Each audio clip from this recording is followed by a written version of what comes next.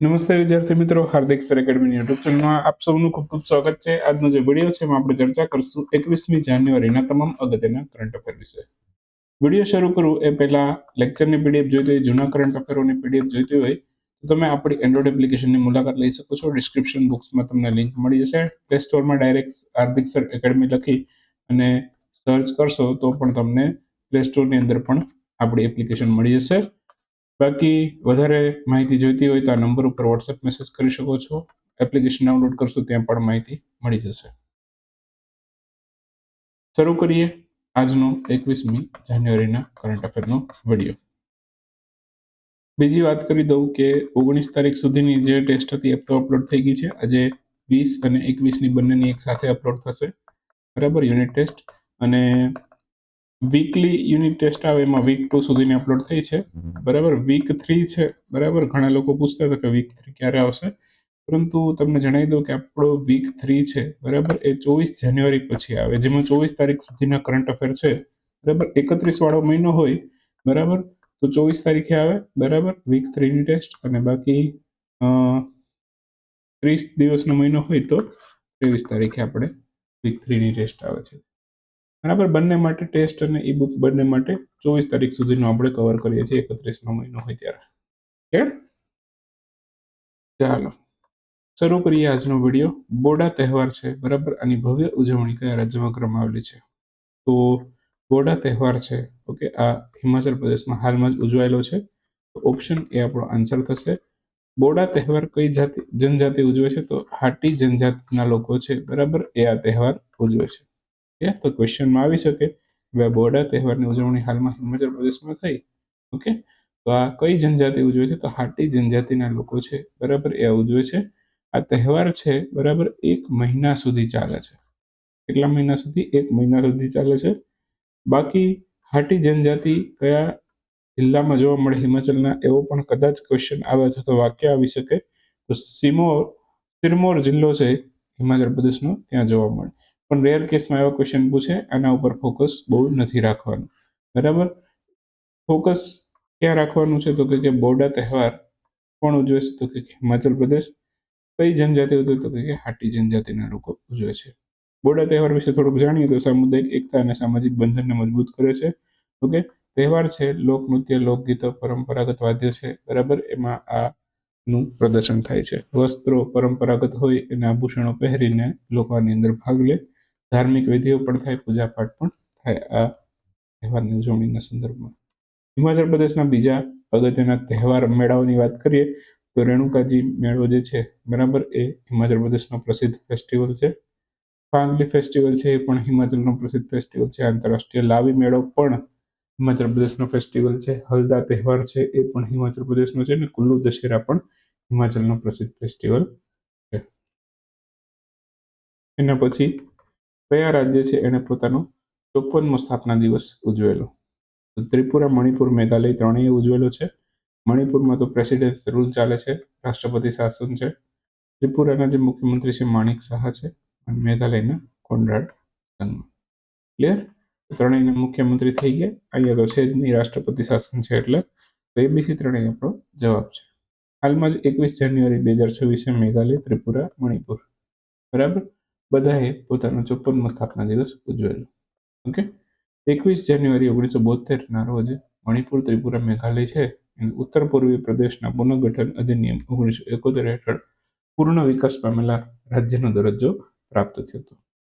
તો એ દિવસની યાદમાં આ એનો સ્થાપના દિવસ ઉજવાય છે મેઘાલય, મણિપુર, ત્રિપુરાનો। મુખ્યમંત્રી બધાના વાત થઈ ગયા હતા, મેઘાલયના કોનરાડ સંગમા, મણિપુરમાં રાષ્ટ્રપતિ શાસન, ત્રિપુરામાં માણિક શાહ।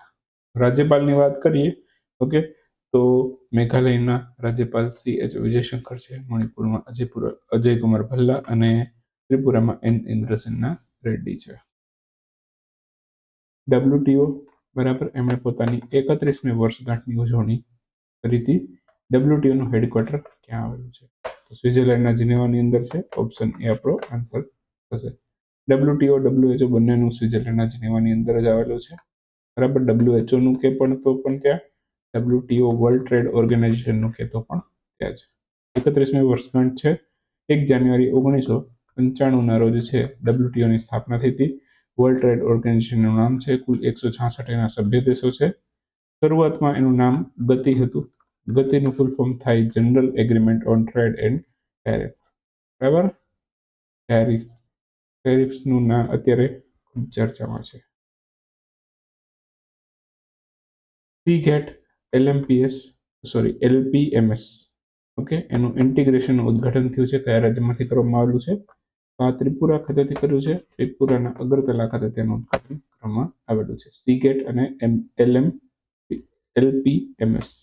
તો સીગેટ LPMS ઇન્ટિગ્રેશનનું ઉદ્ઘાટન ત્રિપુરાના અગરતલામાંથી કર્યું છે.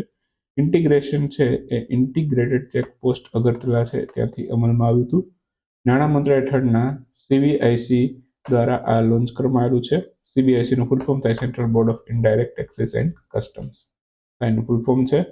કાર્યક્રમનો હેતુ છે કસ્ટમ્સ ઇલેક્ટ્રોનિક સિસ્ટમ અને લેન્ડ પોર્ટ ઓપરેશન્સ છે એના વચ્ચે રિયલ ટાઈમ દ્વિમાર્ગી ડેટા પ્રવાહ કરવાનું છે. મતલબ કે સીગેટ અને LMPS વચ્ચે બંને વચ્ચે છે, બરાબર, એ ડેટા ટ્રાન્સમિટ થાય રિયલ ટાઈમ, બરાબર, એ એનો મુખ્ય હેતુ છે.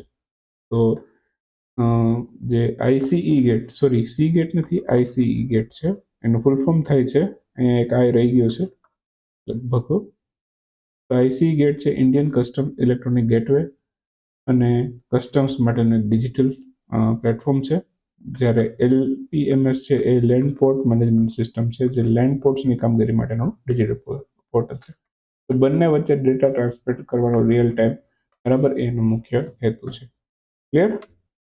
બાકી ઇન્ટિગ્રેશનથી ફાયદો શું થશે? તો કે bill of entry, shipping bill, out of charge, let export order, બધી પ્રક્રિયા છે એ ઝડપથી થશે. Slot booking, gate in gate out જેવી કાર્ગો મુવમેન્ટ છે, બરાબર, એને ડિજિટલ રીતે સંકલિત કરી શકાશે. ઓકે, તો આનાથી ટ્રાન્સપરન્સી વધશે, કસ્ટમ્સ અને લેન્ડ પોર્ટ વચ્ચે ડુપ્લિકેશન છે એ ઘટી જશે, બરાબર, અને આ પહેલ છે ક્રોસ બોર્ડર ટ્રેડ છે એને સરળ બનાવશે. ઓકે, ખર્ચ પણ ઘટાડશે, લોજિસ્ટિક સમય અને ખર્ચ બંને ઘટાડશે. ક્લિયર? તો ઇઝ ઓફ ડુઈંગ બિઝનેસ છે એને પ્રોત્સાહન મળશે. ઉપરાંત ઇન્ટિગ્રેશન ડિજિટલ ફેસિલિટેશન છે એને પણ પ્રોત્સાહન મળશે. ચાલો, એના પછીનો ક્વેશ્ચન છે કે હાલમાં જાહેર થયેલ નિવેદન અનુસાર IPOની સંખ્યામાં, બરાબર, ભારત વિશ્વમાં કેટલામાં ક્રમે છે? IPOની વાત આવે અત્યારે લગભગ કોલેજ કરતા એવા છોકરાઓ પણ IPO ભરે છે, બરાબર. તો IPO છે, બરાબર, એની સંખ્યામાં ભારત છે વિશ્વમાં પ્રથમ સ્થાન ધરાવે છે. ઓપ્શન એ આન્સર થશે. હવે ઘણાને ખબર ન હોય તો એ થોડુંક જણાવો IPO વિશે કે ભાઈ IPOનું ફૂલ ફોર્મ થાય ઇનિશિયલ પબ્લિક ઓફરિંગ, કે કંપની છે, બરાબર, એ પ્રથમ વખત જે જાહેર જનતા છે એમાં પોતાના શેર છે એ જાહેર કરે છે. હવે IPO જ્યારે કોઈ કંપનીનો આવે ત્યારે સામાન્ય પબ્લિક એટલે કે આપણી જેવી, બરાબર, એ કંપનીમાં પૈસાનું રોકાણ કરે છે, બરાબર. રિટેલ હોય તો મેક્સિમમ એક લોટ છે, બરાબર, એ 15,000થી ઉપર ના જાય, બરાબર. એમાં રિટેલ HNI બે કેટેગરી આવે. ઓકે, તો HNIમાં 2 લાખથી વધારે થાય, બરાબર. એના પછી આવે HNIમાં પણ બે પાર્ટ પડે, HNI બિગ અને HNI સ્મોલ. ક્લિયર? તો બિગમાં 10 લાખ અથવા તો એનાથી વધારેની કિંમત હોય તો એ બધું બિગ HNIમાં જાય. સ્મોલ HNIની અંદર 2 લાખ અથવા તો એનાથી 2 લાખથી 10 લાખ સુધીની, બરાબર, એ સ્મોલ HNIની અંદર આવે. ક્લિયર? તો આવી રીતની 3 કેટેગરી તો આપણી જાહેર જનતાની થઈ ગઈ. ઓકે, પછી ક્વોલિફાઈંગ ઇન્સ્ટિટ્યુશનલ આવે જેમાં મ્યુચ્યુઅલ ફંડ ને બધા આવે છે, બરાબર. તો એનો અલગ સ્લોટ હોય, મતલબ કે એના અલગથી પર્સન્ટેજ એ લોકો કંપની રાખતી હોય, તો એટલા એને જાય, બરાબર. તો મ્યુચ્યુઅલ ફંડ અમુક ઇન્સ્ટિટ્યુશન હોય, બરાબર, તો એ બધા છે એની અંદર આવે. ક્લિયર? તો 1 કરોડોની અંદર રોકાણ હોય એ બધું એમાં જાય. ખ્યાલ આવી ગયો? બસ, તો આટલું હતું IPO વિશેમાં. બાકી પછી એલોટમેન્ટ થાય ત્યારે જાહેર જનતામાંથી ઘણાને લાગે પણ ઓવર સબસ્ક્રાઇબ થયો હોય તો ઘણાને ના પણ લાગે, ઘણાને લાગે પણ. ઓકે, એ રીતનું અલોટમેન્ટ હોય. અલોટમેન્ટ થઈ ગયા પછી શેર તમારા ખાતામાં આવે, જે લિસ્ટિંગ થાય લિસ્ટિંગના દિવસે તમે વેચી શકો, એટલો પ્રોફિટ આવે એટલે બુક કરીને પણ જઈ શકો. ઓકે, તો આ બધી વસ્તુ છે. તો તમે લોંગ ટર્મ સુધી પણ રોકી શકો છો. તો એ તમારી મરજી છે તમારે રાખવા કે ના રાખવા. હવે વાત કરીએ તો સેબી છે, બરાબર, એનું ફૂલ ફોર્મ પૂછી શકે. જાહેરાત જે કરી, બરાબર, એ કોણે કરી? સેબીના ચેરમેને કરી. Security and exchange board of India સેબીનું ફૂલ ફોર્મ છે, બરાબર. આઈપીઓ અંગે નિવેદન આપ્યું કે આઈપીઓમાં વિશ્વમાં ભારત છે પ્રથમ સ્થાને છે, બરાબર. બાકી આઈપીઓ દ્વારા છે કંપની કેપિટલ માર્કેટમાંથી લાંબા ગાળાની મૂડી છે એનું ભંડોળ એકત્રિત કરે છે. આઈપીઓ બજારમાં પ્રાથમિક બજાર એટલે કે પ્રાઇમરી માર્કેટનો એક ભાગ છે. કે ભારતના આઈપીઓ બજારમાં છેલ્લા વર્ષોમાં ઘણી વૃદ્ધિ નોંધાઈ, ખાસ કરીને 2020 પછી કોરોના આવ્યો. કોરોના પછી ઘણી વૃદ્ધિ જોવા મળી આઈપીઓ બજારની અંદર. ક્લિયર. બીએસસીની જે મજબૂત સ્ટોક એક્સચેન્જ છે એ આઈપીઓની પ્રવૃત્તિને વેગ આપી રહ્યા છે. ઉપરાંત જે ડિજિટલાઇઝેશનથી આઈપીઓ ભરી શકીએ છીએ, એસબીએ અસબા અને યુપીઆઈ, એનાથી પણ આઈપીઓ ભરી શકાય છે. ઓકે, તો બંને મોડ આપેલા છે. ફૂલ ફોર્મ છે application support by block amount અને યુનિફાઈડ પેમેન્ટ ઇન્ટરફેસ, બરાબર, જે યુપીઆઈનું ફૂલ ફોર્મ છે. તો બંનેના ફૂલ ફોર્મ પણ યાદ રાખજો. વેનેઝુએલાના વિપક્ષી નેતા જેનું નામ છે મારિયા કોરિના માચાડો, એમણે પોતાનો નોબેલ શાંતિ પુરસ્કારનું પદક છે એ કોની સાથે શેર કર્યું છે? તેમણે આપ્યું છે ડોનાલ્ડ ટ્રમ્પને ભેટમાં. તો ઓપ્શન બી આપણો આન્સર થશે. હમણાં આ મુદ્દો ખૂબ જ ચર્ચામાં આવતો, 1-2 દિવસ પહેલાની જ વાત છે લગભગ. વેનેઝુએલાના જે વિપક્ષી નેતા છે મારિયા કોરિના માચાડો, બરાબર, એમને નોબેલ શાંતિ પુરસ્કાર મળ્યો તો 2025 એ તો બધાને ખબર જ છે. ઓકે, અહીં સુધી તો આપણે ઓક્ટોબર મહિનામાં સ્ટડી કર્યું હતું, ઓક્ટોબર 2025માં. ક્લિયર. હવે એમણે વેનેઝુએલાના વિપક્ષી નેતા છે, બરાબર, અને સરકારની ટીકામાં પણ ઘણું બધું એમનો રોલ છે, બરાબર. એકદમ કટ્ટર રીતે ટીકા કરે છે. તો હવે એમણે અહીંયા વિપક્ષી નેતા તો હતી જ, અને અત્યારે વેનેઝુએલાની અંદર જે ટ્રમ્પે રાષ્ટ્રપતિને પકડીને લઈ આવ્યા છે પોતાના દેશમાં, તો અત્યારે એક નવો મુદ્દો એમણે ક્રિએટ કર્યો કે એમના પોતાનો નોબેલ શાંતિ પુરસ્કાર છે ટ્રમ્પને નહોતો મળ્યો. ટ્રમ્પ એમને નોબેલ શાંતિ મેળવવા માટે ઘણી કોશિશ કરી કે મને નોબેલ શાંતિ પુરસ્કાર આપો. એટલે ન મળ્યો તો ફીફા શાંતિ પુરસ્કાર શરૂ કરીને આપી દીધો. પણ છેલ્લે હવે અહીંયા અમને વેનેઝુએલાનો જે હમણાં મળ્યો તો નોબેલ શાંતિ પુરસ્કાર 2025નો, બરાબર, તો એ આને આપી દીધો છે, ડોનાલ્ડ ટ્રમ્પની સાથે શેર કર્યો છે, બરાબર. એને કહેવાય છે કે ભેટમાં પણ આપ્યો છે. ક્લિયર. પણ એ નોબેલ પુરસ્કારનું જે પ્રમાણપત્ર હોય ને એમાં જ લખેલું હોય કે આ પુરસ્કાર છે કોઈની સાથે ના તો તમે શેર કરી શકો, બરાબર. ટેકનિકલી એ પુરસ્કાર છે કોઈને શેર નથી કરાતો, કોઈની સાથે ભાગીદારી પણ નથી કરી શકાતો. જેમને મળ્યું હોય એનો જ રહે. ખ્યાલ આવે છે?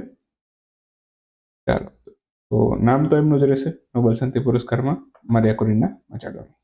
ક્લિયર. હવે થોડીક વાત અમેરિકાની આવી છે, તો અમેરિકા વિશે પણ જાણી લઈએ, થોડું ઘણું રિવિઝન કરી લઈએ. જેમ કે ઓપરેશન એબ્સોલ્યુટ રિઝોલ્વ એમણે કર્યું હતું વેનેઝુએલાના રાષ્ટ્રપતિ નિકોલસ માદુરો જે છે એમને ત્યાંથી પકડવા માટે. ઓકે, બાકી નોબેલ શાંતિ પુરસ્કારનું પણ થોડુંક રિવિઝન કરીએ. 2025નો મારિયા કોરિના માચાડોને મળેલો, વેનેઝુએલાની જ છે. ઓકે, નોબેલ શાંતિ પુરસ્કારનો જે મેડલ છે એ કેટલા કેરેટ સોનાનું બનેલો હોય? તો 18 કેરેટ સોનાનું બનેલું હોય છે. એનું વજન હોય છે 196 ગ્રામ. ક્લિયર. અને બાકી એની શરૂઆત છે 2001માં. ક્લિયર. નોબેલ શાંતિ પુરસ્કારની શરૂઆત 2001માં ક્યાંથી થઈ? 1901માં. ભૂલ છે અહીંયા, કરેક્શન કરજો. 1901માં નોબેલ શાંતિ પુરસ્કારની શરૂઆત થઈ. ઓકે, અને એક જ બાકી બધા નોબેલ પુરસ્કાર ભૌતિક શાસ્ત્ર, બરાબર, ફિઝિક્સ, કેમેસ્ટ્રી, મેડિસિન, બરાબર. હવે કયો બાકી રહી ગયો? લિટરેચર અને નોબેલ શાંતિ પુરસ્કાર, બરાબર. આ બધાની શરૂઆત 1901માં થઈ હતી. એક જ નોબેલ પુરસ્કાર એવો છે કે 1968માં શરૂ થયો હતો. કયો છે? ઇકોનોમી, બરાબર, અર્થશાસ્ત્રનો નોબેલ પુરસ્કાર, બરાબર, એ 1968માં શરૂ થયું. એક આપણી એપ્લિકેશનમાં નોબેલ પુરસ્કારની પીડીએફ પણ છે, એમાં ઘણું બધું ડિટેલમાં તમને જાણવા મળશે. રાજા રાણી સંગીત મહોત્સવનું આયોજન કયા સ્થળે થયું? આ ઓડિશામાં થાય છે, રાજા રાણી સંગીત મહોત્સવ. હાલમાં જ ઓડિશાના ભુવનેશ્વરમાં, બરાબર, આની ઉજવણી કરવામાં આવેલી હતી, બરાબર. ઓડિશાની અંદર ભુવનેશ્વર ખાતે આ રાજા રાણી ઉત્સવ ઉજવાયેલો છે. પ્રખ્યાત શાસ્ત્રીય સંગીત મહોત્સવ છે, બરાબર. રાજા રાણી મંદિર છે એના મંદિર પરિસરમાં જ આ આયોજન થાય છે. 3 દિવસ માટે હતું, 16 થી લઈને 18 જાન્યુઆરી સુધી. હાલમાં સમાપન થઈ ચૂક્યું છે. મુખ્ય ઉદ્દેશ હતો કે ભારતીય શાસ્ત્રીય સંગીત અને સંસ્કૃતિ છે એનો પ્રચાર કરવાનો. કાર્યક્રમમાં હિન્દુસ્તાની અને કર્ણાટક શાસ્ત્રીય સંગીત છે, બરાબર, એને રજૂ કરવામાં આવ્યું હતું. કર્ણાટક શાસ્ત્રીય સંગીત અને હિન્દુસ્તાની શાસ્ત્રીય સંગીત છે, બરાબર, બંને રજૂ થયા હતા. મંદિરની વાત કરીએ તો મંદિર 11મી સદીનું ઐતિહાસિક મંદિર છે અને લાલ પીળા રેત પથ્થર છે એમાંથી બનાવેલું છે. થોડાક ઓડિશાના તહેવારની વાત કરીએ તો ચૈત્ર જાત્રા ઉત્સવ, ધનુજાત્રા, જગન્નાથપુરી યાત્રા, ટર્ટલ ફેસ્ટિવલ, ઠકુરાની યાત્રા ઉત્સવ અને નુઆખાઈ મહોત્સવ બધા ઓડિશાના પ્રસિદ્ધ ફેસ્ટિવલ છે. વાત કરીએ કોઈકના ક્વેશ્ચનોની તો સૌથી પહેલો ક્વેશ્ચન, મેટા કંપનીના અધ્યક્ષ અને ઉપાધ્યક્ષ તરીકે કોની નિયુક્તિ થઈ છે? તો દીના પાવેલ મેકકોર્મિક છે એ મેટા કંપનીના અધ્યક્ષ ઉપાધ્યક્ષ બન્યા છે. 300 વર્ષ જૂની વિશાળ બ્લેક કોરલ કયાના ઊંડા સમુદ્રમાંથી મળી આવી છે? મતલબ કે કયા દેશના ઊંડા સમુદ્રમાંથી મળી છે? તો ન્યુઝીલેન્ડના ઊંડા સમુદ્રમાંથી મળેલી છે. હાલમાં જ અનુવાદ માટે ટ્રાન્સલેટ ગામ્મા નામનું ટ્રાન્સલેટ જેમ્મા નામનું નવું એઆઈ મોડેલ કોણે વિકસિત કર્યું? જેમની ઉપરથી જ ખબર પડી જાય ગૂગલનું પોર્ટલ. ભારતનો પહેલો રાષ્ટ્રીય આદિવાસી ચિકિત્સક ક્ષમતા નિર્માણ કાર્યક્રમ ક્યાં યોજાયેલો? તેલંગાણાના હૈદરાબાદની અંદર યોજાયેલો. રાતાપાની ટાઈગર રિઝર્વનું નામ બદલી ડોક્ટર વિષ્ણુશ્રીધર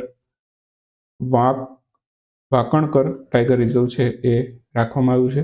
આ કયા રાજ્યએ રાખ્યું છે? આ મધ્યપ્રદેશ રાજ્ય દ્વારા કરવામાં આવેલું છે. આન્સર આવશે મધ્યપ્રદેશ. ભારતીય સેનાએ પ્રથમ પૂર્ણ કાર્યાત્મક ક્વોન્ટમ લેબ છે ક્યાં સ્થાપી? આ મધ્યપ્રદેશમાં સ્થાપી છે. વર્લ્ડ ઇકોનોમિક ફોરમનું સંમેલન ક્યાં યોજાયું?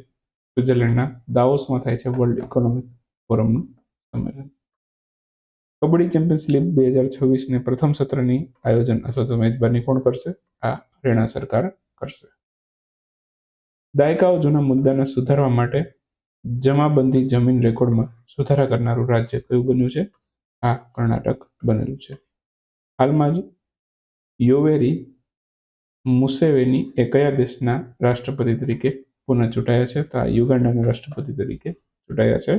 આ સાથે જ 21 તારીખનો વિડીયો સમાપ્ત કરશું. મળીએ 22મી જાન્યુઆરીના વિડીયોમાં. ત્યાં સુધી રજા લેશું.